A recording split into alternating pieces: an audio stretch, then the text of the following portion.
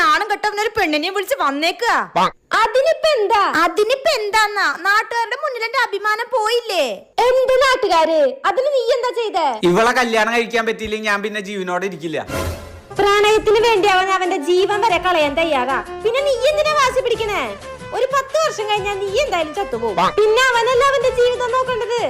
നീ ചെയ്തത് തന്നെയാ മോനെ അതിന്റെ ശരി. ഞാനുണ്ടാവും നിന്റെ കൂടെ. എത്ര നല്ല ചെക്കനാവൻ. ഇവനെ കിട്ടാൻ ഈ പെൺകുട്ടി ഭാഗ്യം ചെയ്യണം.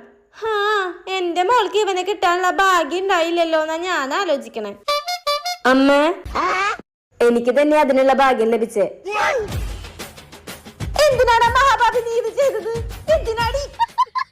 അതിനിപ്പോ എന്തടി എന്റെ മോനൊരു കുറവ്? പണിക്ക് പോകാറില്ലെന്നൊരു കുറവ് വെച്ച് എന്റെ മോൻ എല്ലാത്തിലും പെർഫെക്റ്റാ. വായിനി നമുക്ക് ശ്രീധരത്തെ കുറിച്ച് സംസാരിക്കാം.